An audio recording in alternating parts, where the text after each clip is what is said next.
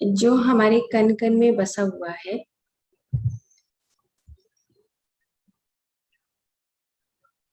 उसी से हम बने हुए हैं। तो आज हमारी गीता का यही श्लोक है जो हम आज पढ़ेंगे।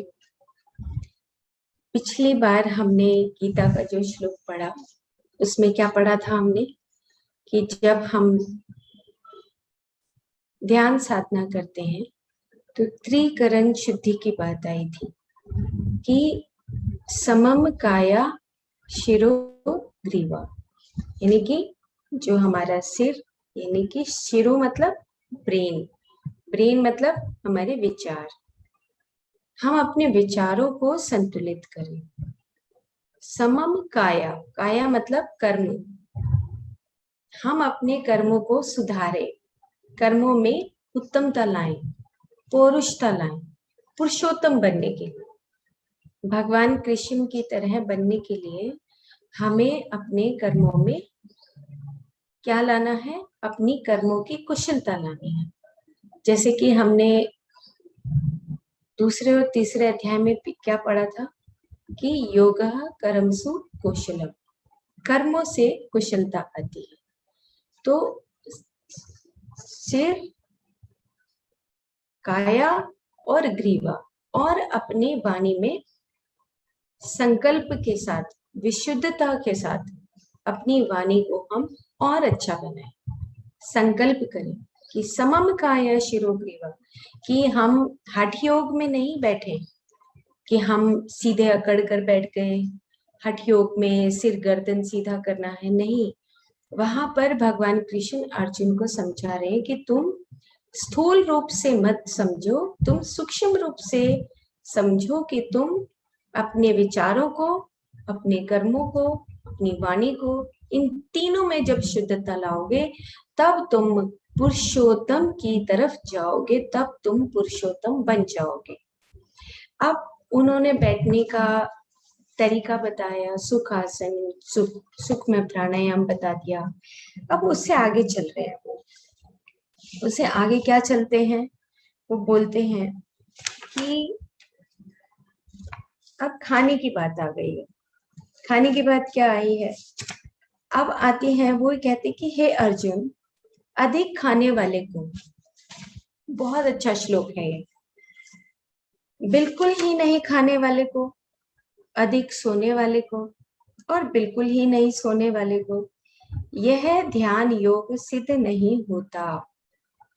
तो हम देखते हैं कि कई बार हम अपनी जागरूकता छोड़ देते हैं, कॉमन सेंस को छोड़ देते हैं और बहुत ज्यादा खा लेते हैं। कई बार हम इतने व्रत रखते हैं, इतने व्रत रखते हैं कि बिल्कुल कुछ नहीं खाते। जैसे मुझे एक वाक्य याद आ गया कि जब मैं सिद्धार्था की पुस्तक पढ़ रही थी, हरमन हेसे की के द्वारा लिखी गई, तो उसमें महात्मा बुद्ध ने कहा कि किस प्रकार से मुझे भगवान की प्राप्ति होगी, तो चलो मैं भिक्षुक ही बन जाता। तो उन्होंने व्रत रखने शुरू कर दी और भिक्षुक बन गए, जगह जगह घर घर जाकर भिक्षा मांगते थे, और अगर नहीं मिलती थी तो भूखे रहते थे। तो अब क्या हुआ कि जो पेट है वो कमर के पीछे लग गया, इतना भूख से तड़फने लगे। अंत में उन्होंने निर्णय लिया कि भूखा रहने से मेरे को भगवान की प्राप्ति नहीं हो सकती, मैं नहीं जान सकता कि भगवान क्या है। तो उन्होंने भिक्षा लेना, व्रत रखना, घंटी बजाना, बहुत सारी चीजें उस पुस्तक में लिखी है कि इन चीजों से कुछ प्राप्त नहीं होता। जैसे लास्ट में मठ में गए कि गुरु से नाम लेना है, दीक्षा लेना है, तो उन्होंने देखा कि 20 साल का व्यक्ति, 30 साल का व्यक्ति भी वैसा ही है। तो उन्होंने निर्णय क्या लिया कि उन्होंने अपने ऊपर एक्सपेरिमेंट किए कि नहीं, इन चीजों से भगवान की प्राप्ति नहीं होती, इन चीजों से आत्मा को उद्धार नहीं होता। तब जाके उन्होंने, जब वो रोने लगे कि अब मैं क्या करूं, अब मुझे कैसे भगवान की प्राप्ति होगी, तब उनको समझ आए कि जो सांस है, सांस के साथ रहने से आप अपने भीतर जाते हो, अपने भीतर की यात्रा करते हो। यात्रा करने से आप अपनी आत्मा को उद्धार करते हो और आपके भीतर ही वही ब्रह्मांड बसता है जो बाहर ब्रह्मांड है। सेम यही बात भगवान कृष्ण अर्जुन को बताते हैं कि देखो, जब मैं मुंह खोलता हूँ आखिरी अध्याय में, तो ये ब्रह्मांड सारा मेरे भीतर ही है। अर्जुन, तुम समझो। तो वही बात यहाँ सूक्ष्म रूप से समझा रहे हैं कि जो बहुत अधिक सोते हैं और या बिल्कुल नहीं सोते हैं, जो बहुत अधिक खाते हैं या बिल्कुल नहीं खाते, तो इनसे ऐसा करने से ये ध्यान योग सिद्ध नहीं होता। अब वो कहते हैं कि जैसे महात्मा बुद्ध ने अपने शरीर को सुखाकर कुछ भी लाभ नहीं मिला और अनर्थ का कारण होगा, स्व अनुभव से ग्रहण किए उनके करने योग्य सारे प्रयोग करने के बाद अंत में न अत्यधिक रूप से न अत्यधिक कम, परंतु सम स्थिति में रहने वाला मध्य मार्ग को ही प्रतिपादन करना चाहिए। अब क्या है, बहुत अच्छा श्लोक है ये। इन्होंने मध्य मार्ग बताया, भगवान कृष्ण ने भी मध्य मार्ग बताया, महात्मा बुद्ध ने भी मध्य मार्ग बताया। ये नहीं कि जब हम ध्यान साधना में जाते हैं तो घर को छोड़ देंगे।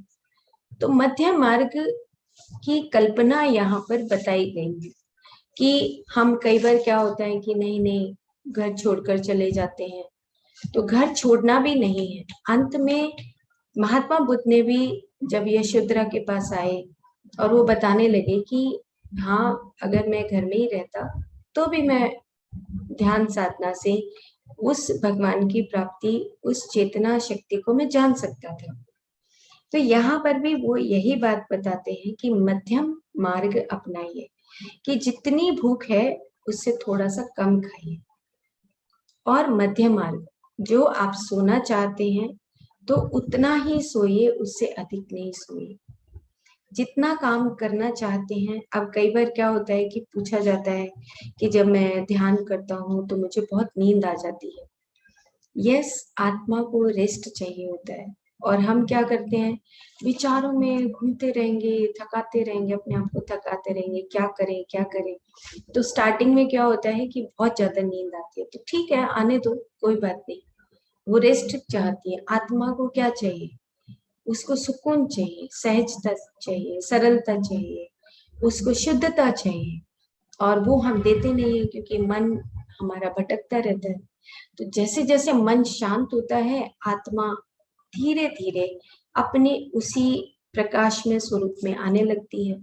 तो हम मध्य मार्ग को चुनने लगते हैं कि हाँ, हम अपने प्रापंच जीवन को भी करें, यानी कि हम अपने परिवार को भी देखें, और उसके साथ साथ हम ध्यान साधना भी करें। मतलब मेरा विचार ये है, मतलब मेरा एक अनुभव है कि घर में रह के कितने सुकून से हम कर सकते हैं, बाहर भागने की जरूरत क्या है। आप कितने सिक्योर हैं यहाँ पर, जब चाहे चाय बना सकते हैं, जब चाहे खाना खा सकते हैं, जब चाहे आप रेस्ट कर सकते हैं, जब चाहे ध्यान साधना कर सकते हैं। तो भागने की जरूरत कहाँ से आ गई कि हिमालय पर जाएंगे और वहीं पे हम कर सकते हैं, या कहीं पर जाएंगे तभी कर सकते हैं। नहीं, ऐसा नहीं है। आप घर में रहते हुए ही ध्यान साधना से अपनी आत्मा का उद्धार कर सकते हो। ये इस श्लोक की बात बताई है। अब उन्होंने लास्ट में ही बता दिया कि एक भुक्ते महायोगी, द्विभुक्ते महाभोगी, और त्रिभुक्ते महारोगी। अब ये कहते हैं कि तुम अगर एक बार खाना खाते हो तो तुम योगी हो, और 2 बार खाना खाते हो तो भोगी हो, और 3 बार खाना खाते हो तो रोगी हो। अब देखो, जब आपका वाइटल बॉडी, यानी कि जब आपका प्राण में शरीर के भीतर जो कॉस्मिक एनर्जी जाने लगती है, तो भूख धीरे धीरे धीरे धीरे स्वतः ही कम होने लगती है, क्योंकि फिजिकल नीड नहीं रहती। आपको स्थूलता से जब आप सूक्ष्मता की तरफ जाते हो, तो ये भी बहुत सारे मास्टर्स पूछते हैं कि खाने में बदलाव आ रहा है, बॉडी में पेन्स आ रहे हैं। तो इस प्रकार से ये होता है कि हम ज्यादातर जो ध्यान है वो हम फिजिकल बॉडी के ऊपर रखते थे, लेकिन अभी क्या है, ध्यान धीरे धीरे सूक्ष्मता की तरफ जाने लगा। अब सूक्ष्मता की तरफ जब जाता है तो उससे क्या होता है कि आपका भूख कम हो जाता है। तो वो बात यहाँ पर भगवान श्री कृष्ण अर्जुन को बता रहे हैं कि एक बार अगर आप खाएंगे तो महायोगी, और 2 बार खाएंगे तो महाभोगी, और 3 बार खाएंगे तो महारोगी। तो इसीलिए हमें अपने भोजन के ऊपर ध्यान देना चाहिए। अब इसी श्लोक की आगे एक कंटिन्यूटी है जिसको हम समझेंगे। वो कहते हैं उपयुक्त आहार। उपयुक्त आहार का मतलब, आपके सामने भोजन पड़ा है, पेट भी है, मुंह भी है, सब कुछ है, और हम सोचते हैं चलो आज तो थोड़ा ज्यादा खा लेते हैं, 1 समोसे के बजाय 2 समोसे खा लेते हैं, बारिश का मौसम है, और अपनी जागरूकता छोड़ देते हैं। जागरूकता छोड़ते हैं तो ज्यादा खा लेते हैं, ज्यादा खाते हैं, उसके बाद फिर ये कहते हैं कि अब हम वजन को कैसे घटाएंगे। क्यों? क्योंकि हमने अपनी जागरूकता को छोड़ दी। और फिर बाद में क्या होता है, अगर हम विज्ञान की दृष्टि से देखें तो साइकोलॉजिकल, जो मन में भीतर ये आता रहता है, मैं अगर ये मीठा खाऊंगा तो वजन बढ़ जाएगा, 1 रोटी फालतू खाऊंगा तो वजन बढ़ जाएगा, तेल की चीजें खाऊंगा तो वजन बढ़ जाएगा, मुझे डायबिटीज हो जाएगी। इस तरह की बातें फिर अपने आप आने लगती हैं। तो इसीलिए उपयुक्त आहार, उपयुक्त विहार, आज हम बस सिर्फ 2 ही चीजों की चर्चा करेंगे।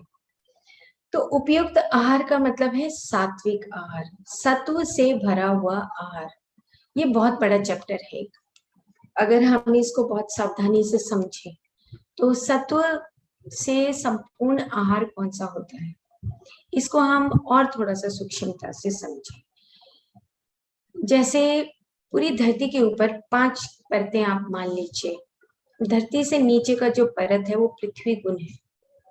अब देखो, पृथ्वी के पास जब बारिश आती है उसकी खुशबू लेते हो, तो खुशबू जब आप लेते हो, बारिश की भीनी भीनी बूंदें गिर रही हैं और मिट्टी की खुशबू आप ले रहे हो, और आपको मिट्टी की खुशबू, कोई ही ऐसा व्यक्ति होगा जिसको पसंद नहीं होगी, लेकिन हर व्यक्ति को उस मिट्टी की खुशबू इतनी पसंद है, इतनी पसंद आती है। क्यों क्यों पसंद आती है? क्योंकि आप अनेक कणों में से एक कण आपके भीतर मिट्टी का है, तो आपको मिट्टी की खुशबू तो 100% पसंद आएगी ही आएगी। अब क्या है कि जो धरती से नीचे की जो लेयर है, वहां पर क्या उगता है, आपकी मिट्टी यानी कि पृथ्वी से भरपूर वो सब्जियां उगती हैं। जैसे कि आलू है, प्याज है, शकरकंदी है, चुकंदर है, मूली है, गाजर है। ये सब चीजें जो पृथ्वी से भरी हुई होती हैं, उनमें हैवीनेस रहती है थोड़ी। अगर आपकी बॉडी हैवी है तो उसको कम खाओ। सतुगुण है, फ्रेश लीजिए उसको, तरोताजा। जब सर्दियां आती हैं तो आप मूली गाजर खाइए, गोभी खाइए। लेकिन अभी क्या होता है कि नहीं नहीं, चलो चेंज कर लेते हैं। जब गर्मी है तो हम स्वेटर डाल सकते हैं? नहीं डाल सकते। गर्मी है तो हमें क्या करना पड़ता है, हमें स्वेटर उतारनी पड़ती है। तो अब हम, गर्मी है तो गाजर कैसे खा सकते हैं? क्योंकि वो पृथ्वी गुण से भरी हुई है, उसमें गर्मी है, उसमें हैवीनेस है। तो हमें वो चीजें नहीं खानी चाहिए। हमें सीजन के अकॉर्डिंग, जो हमारी ऋतुचर्या है उसके अकॉर्डिंग भोजन लेना चाहिए। तो सत्व गुण संपन्न आहार लेना है। तो सत्व से भरा हुआ, एक तो ये पर्टिकुलर हमें समझना है कि धरती से नीचे, फिर धरती के ऊपर जो चीजें रेंगने वाली हैं उसमें पानी बहुत अधिक होता है। जैसे खीरा है, टमाटर है, ककड़ी है, घिया है, तोरी है, टिंडे हैं, पेठा है, कितनी सारी सब्जियां हैं जिसमें वाटर एलिमेंट होता है। अब अगर हम वाटर एलिमेंट ही, बारिश आ रही है ऊपर से, लगातार 1 महीने का सीजन है, बारिश आ रही है, और फिर भी हम पानी का कंटेंट ज्यादा ले रहे हैं, तो फिर क्या होगा, ऑटोमेटिकली हमारी बॉडी के अंदर, शरीर के अंदर रुकावटें आ जाएंगी। क्यों? क्योंकि पानी भीतर भी ज्यादा है और बाहर भी ज्यादा हो गया। तो हमें बहुत सोच समझकर सत्व आहार को समझना है कि सात्विक गुण संपन्न आहार क्या होता है। सबसे पहला है वेजिटेरियन फूड, है कि हम शुद्ध शाकाहार बने। फिर धरती के नीचे की परतों को समझे, धरती की ऊपर की परतों को समझे। फिर और ऊपर जब आते हैं तो फिर आता है अग्नि तत्व, यानी कि जितनी भी हमारी दालें हैं वो सब अग्नि से भरपूर होती है। अब अग्नि तत्व कब चाहिए हमें? जब हमारा थोड़ा सा ठंडा मौसम आ जाए तब हमें अग्नि चाहिए। बारिश का हल्का सा मौसम हो तो हम तली हुई चीजें खाते हैं, पकोड़े खाते हैं, हम फ्राइड राइस खाते हैं, हम मीठा खाते हैं। क्यों? क्योंकि उस वक्त हमारा जो अग्नि है वो मंद हो जाता है, तो उसको तेज करने के लिए हमें ऑटोमेटिकली सीजन के अनुसार हम बदलते हैं। तो इस प्रकार से हम अग्नि को समझें। तो इसका कभी हम विस्तार से एक हफ्ते के लिए इसका एक कैंप के रूप में एक हम चर्चा करेंगे। उसके बाद आता है वायु और आकाश को, यानी कि हमारे फल, जितने भी तरह हमारे सूखे मेवे हैं या फल हैं वो आकाश और वायु से संपन्न होते हैं। इसीलिए हम जब व्रत रखते हैं या हम हल्का होना चाहते हैं, शुद्ध सात्विक आहार चाहते हैं, तो फल को हमें चुनना चाहिए। फलों को कैसे फल? जो भी आपके सीजन के हैं, जैसे आम है, मौसमी है, नाशपाती है, बब्बू गोसा है, कितने सारे फ्रूट्स हैं जो सीजन के अकॉर्डिंग आते हैं। क्योंकि धरती सारे फलों को, सब्जियों को तैयार करती है आपके लिए। एक गेहूं का जो एक दाना भी अगर हम वो धरती तैयार करती है तो उसको हमें बहुत बारीकी से समझना चाहिए कि कितना वर्क ये धरती करती है, कितना वर्क करती है, कितना वो काम करना पड़ता है उसको सुबह से शाम तक, कि वो पृथ्वी के गुण भी डालती है, पानी के गुण भी डालती है, अग्नि के गुण भी डालती है, वायु और आकाश के गुण भी डालती है। उसके बाद वो तैयार करके हमारे लिए सात्विक आहार देती है। और हम उसको अगर एक भी दाना थाली में छोड़ते हैं तो सात्विक आहार तो ले लिया, लेकिन अगर हमने दाना छोड़ दिया तो उसका जिम्मेवार कौन है? उसकी जिम्मेवार भी हम ही है। तो कर्म सिद्धांत मल्टीप्लाई हो जाता है। तो इसीलिए सात्विक आहार का एक पोर्शन तो ये है। दूसरा सात्विक आहार का पोर्शन है कि जब आप खाते हो तो आपका पेट का एक हिस्सा खाली होना चाहिए, ताकि वो सात्विक आहार आराम से पच सके। बार बार नहीं खाना चाहिए। एक एक जो अभी बताया श्लोक में कि एक समय अगर आप खाते हैं तो आप योगी हैं। तो सत्व जो गुण है वो सत्व में आपका मन और आपके शरीर का मिलन। सत्व बोला जाता है जहां पर आपका मन रोशनी के रूप में है। सात्विक आहार जहां पे आप खुश महसूस कर रहे हो, जहां पर आप मांस मीट नहीं खाते, पशु को नुकसान नहीं पहुंचाते, पक्षियों को नुकसान नहीं पहुंचाते, वो सात्विक आहार है। फिर उसके साथ आता है युक्त आहार। युक्त आहार का मतलब पेट है तो खाते ही रहेंगे। युक्त का मतलब मध्य मार्ग, कि आप जो पसंद करते हैं उसको एक रोटी, अगर 4 रोटी खाना चाहते हैं तो 3.5 रोटी खाइए। दूसरी बात यहाँ पर बताई गई है, लंघनम परम औषधम। क्यों? क्योंकि जब हम 5 दिन अगर हम सात्विक आहार खाते हैं और 2 दिन या 1 दिन हम लंघन करें, खाना ना खाएं, तो हम ज्यादा अपनी बॉडी को, अपने शरीर को हेल्थ के अकॉर्डिंग हम उसको स्वस्थ रख सकते हैं। उसका रीजन क्या है? जब हम गिलास पानी भर के पीते हैं तो गिलास खाली होता है तो उसको वॉश करते हैं कि अच्छा झूठा हो गया, इसकी वॉशिंग कर दो। सेम इसी तरीके से जब हम लंघन करते हैं यानी कि कम खाते हैं, तो कम खाने से क्या होता है कि आपका बॉडी की जो छोटी छोटी नालियां हैं वो खुलती हैं, जो कोशिकाएं हैं उनको जगह मिलती है घूमने का, आकाश गुण बहुत कम हो जाता है। इसीलिए फलों के बारे में बताया गया है कि जब आप व्रत रखते हैं तो फलों को खाना चाहिए, फल खाने चाहिए। क्यों? क्योंकि उनमें आकाश और वायु गुण होता है। जल गुण भी होता है लेकिन बहुत हल्के रूप में होता है। तो आकाश और वायु गुण होने की वजह से हम फल लेते हैं, फलाहार। फलाहार लेने का मतलब कि आप और अधिक सत्व गुण से भरे हुए भोजन को खा रहे हैं। तो आप नियम बना सकते हैं कि 5 दिन मैं अपना खाना जैसे खाता हूँ वैसे खाऊंगा, और उसके अलावा 2 दिन मैं फलों के साथ रहूंगा। जब आप फल खाएंगे तो आप देखेंगे कि आप अपने शरीर में हल्कापन महसूस कर रहे हैं। तो सत्व गुण संपन्न जो आहार है, पहला नियम हो गया कि बार बार नहीं खाना है। दूसरा नियम हो गया कि हमें शुद्ध शाकाहार भोजन खाना है। तीसरा नियम हो गया कि अपने शरीर के आपकी जो कॉन्स्टिट्यूशन है, जो आपकी बनावट है, उसके अनुसार खाना है। और चौथा जो सबसे इम्पोर्टेंट है कि क्या करते हैं हम, कि खाना हमने बना दिया सुबह 10 बजे, खाएंगे हम 2 बजे, तो सत्व उसका खत्म हो जाता है। उसका जो वीर्य है, जो उसकी खाने की शक्ति है, वो खत्म हो जाती है।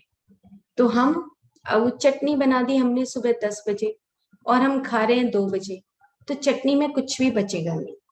आपके जो मिनरल से हैं, विटामिन से हैं, जो आपको फाइबर कंटेंट चाहिए, वो सब चीजें कुछ नहीं मिलता आपको उस चटनी में। हम चाहे उसको फ्रिज में रख दें, बाहर रख दें, कहीं रख दें, आपको उस चटनी में कंटेंट ही नहीं मिलेगा। तो चटनी आप तब बनाएं जब आप खाना खाने से जस्ट 10 मिनट पहले बनाना है।